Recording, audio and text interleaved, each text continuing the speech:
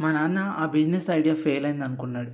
కానీ, కానీ అసలు ఆ బిజినెస్ ఐడియా ఏంటనుకుంటున్నారా?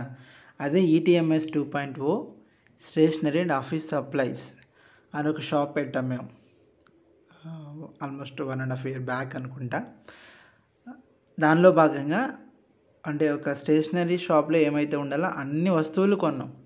ఐడి కార్డ్ నుంచి, పిన్స్ నుంచి, స్టిక్కర్స్ నుంచి అన్ని వస్తువులు, బ్యాగ్స్, వాటర్ బాటిల్స్, దాంతోపాటు సిస్టమ్ కూడా అరేంజ్ చేసాం, ప్రింటర్ కూడా అరేంజ్ చేసాం. అయితే ఆల్మోస్ట్ 1 ఇయర్ వరకు బాగానే నడిచిందంటే బాగానే ఓపికతో చేశాడు మా బ్రదర్. ఆ 1 ఇయర్ తర్వాత వాడికి ఓపిక పోయింది అనమాట. ఆ విధంగా ఆ షాప్ క్లోజ్ చేయబడింది. ఆ షాప్ స్టార్ట్ చేయడానికి ముందు చాలామంది వద్దని చెప్పారు. విలేజ్లో కదా అంతగా రాదు అన్నారు. నేను అప్పుడు చెప్తున్నా, ఇప్పుడు చెప్తున్నా, ఇదేదో నా గొప్ప గురించి కాదు. నేను చెప్పేవాడికి షాప్ పెడితే క్లిక్ అవుతుందో అవ్వకపోతుందో తర్వాత విషయం, కానీ వాడైతే అన్నీ నేర్చుకుంటాడు అని. అదే ఈరోజు రుజువైంది. మీరు కూడా చూడబోతున్నారు. మీకు తెలుసు అందరికీ నేను ఫైనల్ స్టేజ్లో ఉన్నాను, అదే పిహెచ్డి కంప్లీట్ చేయడానికి. కాబట్టి ఈసారి జాబ్స్ కోసం చాలా అప్లికేషన్స్ పెట్టాలి. దానికోసం పాస్పోర్ట్ సైజ్ ఫోటోలు అయితే కావాలి. రీసెంట్గా నా దగ్గర పాస్పోర్ట్ సైజ్ ఫొటోస్ అయితే లేవు, ఎప్పుడో తీయించుకునేవి ఉన్నాయన్నమాట. సో ఎలాగో మా తమ్ముడికి వచ్చు కదా అని వాడితోనే ప్రింట్ తీయించాను. అది మీ అందరికీ చూపిద్దామని ఈ వీడియో చేశాను అనమాట. షాప్ అయితే క్లోజ్ చేసేసాం, కానీ కొన్ని ఐటమ్స్ అయ్యాయి, కొన్ని ఐటమ్స్ అట్లా ఉండిపోయాయి. ఏ ఐటమ్ కూడా పాడవలేదు.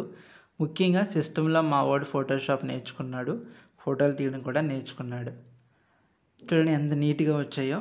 అలా వాడు చేస్తూ ఉంటే నాకైతే నిజంగా హ్యాపీగా అనిపించింది. ఆ రోజు నేను ఏదైతే అనుకున్నానో అది ఖచ్చితంగా రుజువు చేశాడు అనిపించింది. నేను అడిగేవాడిని, మన బిజినెస్ ఐడియా సక్సెస్ అయిందా ఫెయిల్యూర్ అయిందా అన్నాడు. అయితే సక్సెస్ అయింది అన్నాడు. ఎందుకు అని అడిగితే నేను చాలా విషయాలు నేర్చుకున్నాను అన్నాడు. నువ్వు నేర్చుకున్నావులే, మరి డబ్బులు పోగొట్టావు కదా, ఫెయిల్యూర్ అయింది కదా అన్న. డబ్బులది ఏముందన్నయ్య, నేనైతే చాలా బాగా ఎంజాయ్ చేశాను, టైంపాస్ చేశాను. టైంపాస్ అంటే టైం బాగా గడిచింది. అందులో చాలా నేర్చుకున్నాను. మెయిల్ పంపించడం నేర్చుకున్నాను, సిస్టమ్ వాడడం నేర్చుకున్నాను, ఫోటో తీయడం నేర్చుకున్నాను, బిజినెస్ అంటే ఎంత కష్టమో కూడా నేర్చుకున్నాను అన్నాడనమాట. అప్పుడు నాకు అనిపించింది, అట్లీస్ట్ ఈ ఒపీనియన్ వాడికి ఉంది కదా అనిపించింది అనమాట. సో ఆల్ హ్యాపీస్ కదా. ఏదో మనం సర్ది చెప్పుకుంటాం అని అనుకుంటాం, కానీ చాలామంది అంటూ ఉంటారు చెప్పడానికి చాలా బాగుంటాయి, చేతుల్లో చూపించాలి అని.